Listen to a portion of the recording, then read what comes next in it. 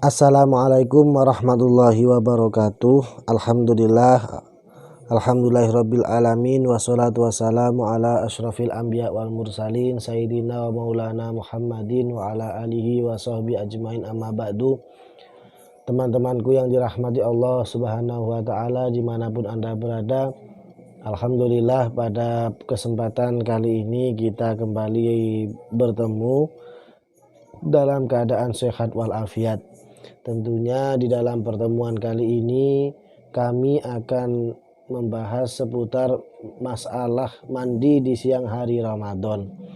Apakah mandi di siang hari Ramadan tersebut dapat membatalkan puasa ataupun tidak dapat membatalkan puasa?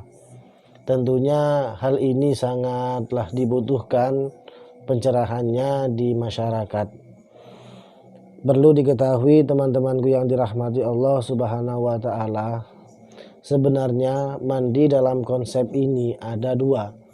Mandi yang masyru' atau al-ma'mur, mandi yang ghairu masyru' atau ghairul ma'mur.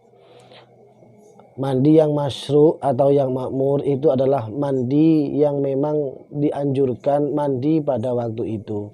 Contohnya mandi janabah, mandi haid, mandi nifas, itu adalah mandi yang al-masyru'. Yang kedua, mandi yang ghairul masyru' ataupun ghairul ma'mur, mandi yang tidak dianjurkan pada waktu itu untuk dilakukan mandi.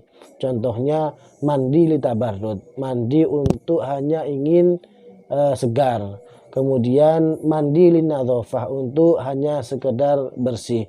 Ini adalah mandi yang ghairul ma'mur. Sehingga dari kedua mandi ini nantinya berbeda hukum di dalam menentukan masalah batal ataupun tidaknya di dalam bab puasa ini. Kemudian di dalam mandi tersebut itu ada yang mandi dengan cara menyelam, ada yang tidak dengan cara mandi menyelam. Ini juga nanti dapat mempengaruhi status hukum keabsahan daripada puasa kita ataupun tidaknya. Kemudian masuknya air itu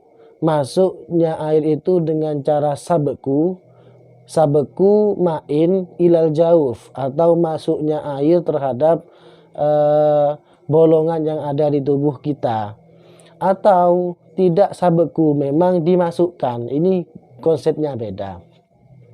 Kalau sabeku di dalam kitab anahnya dijelaskan apa sabeku itu.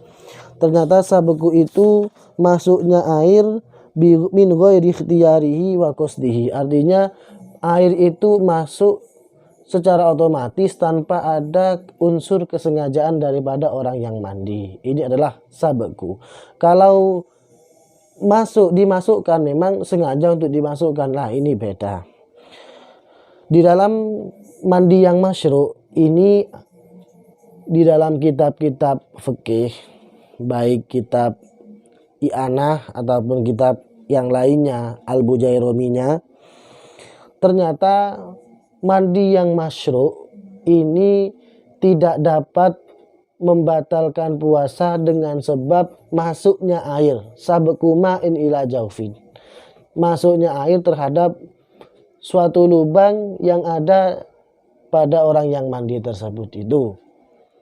Jadi ketika memang mandi yang masyru', mandi karena jinabat, mungkin malamnya berhubungan badan, kemudian siangnya mandi, kemudian pada waktu mandi itu tak sengaja ada air yang masuk, maka ini tidak membatalkan terhadap puasa yang dilakukan pada siang hari itu. Kenapa? Karena mandinya mandi al-ma'mur, karena mandinya adalah mandi al-masyru' yang dianjurkan.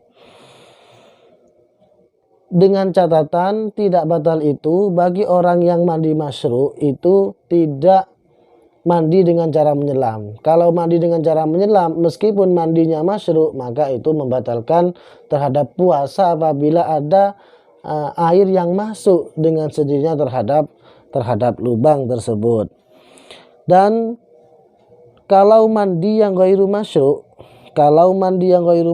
itu seperti halnya mandi tabarrud, mandi karena linadzafah, mandi tabarut atau linadhofa itu mandi yang ghairu masyru', sehingga ketika kita melakukan mandi pada siang hari bulan Ramadan, hukum puasa kita batal dengan sebab masuknya air terhadap bolongan atau lubang yang ada pada tubuh kita. Kemudian termasuk mandi masyru' itu adalah mandi yang disunatkan. Contohnya mandi Jumat, mandi mungkin li ajli ghuslil mayyit, ataupun dengan yang lainnya yang dalam kitab Fathul Qorib itu jumlahnya ada 17. Itu mandi yang masyru'. Menurut banyak kitab itu adalah mandi yang masyru', sehingga meskipun tidak mandi wajib, mandi yang sunat itu ketika kita melakukan mandi, maka puasa kita tidak batal dengan sebab masuknya terhadap lubang yang ada pada tubuh kita. Redaksinya semacam ini.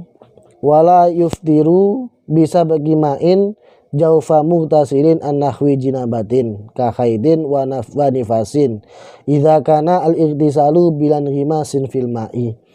Dan tidak batal puasanya dengan sebab masuknya air terhadap lubang orang yang mandi dari mandi seperti halnya mandi jinabah, mandi karena haid, mandi karena ingkita nifas, berhentinya nifas. Idza kana al-ightisalu bilan ghimasin, jika memang mandinya pada waktu itu dengan tanpa menyelam.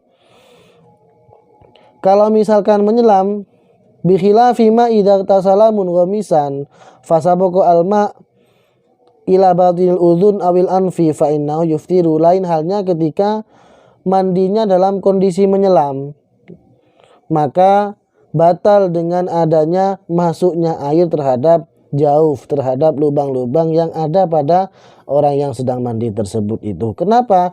Karena mandi dengan cara menyelam itu hukumnya makruh, meskipun mandinya itu dalam mandi wajib. Contohnya persamaannya kasa bagi ma'il matmadoh bil mubalaghah.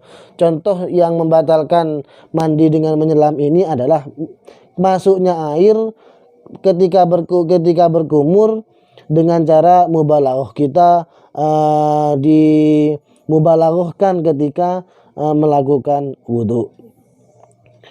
Karena apa? Karena tidak masyru'. Karena hal yang mandi yang semacam itu tidak masyru'. Wa kharaja bi qauli an-nahwi jinabatin. Ini dikecualikan dari dawuh an-nahwi jinabatin, mandi yang masyru', ialah al-ghuslul masnun, mandi yang disunatkan. Nah, kalau dalam kitab Fathul Mu'innya ini al-ghuslul masnun ini masuk dalam kategori mandi ghairil masyru'.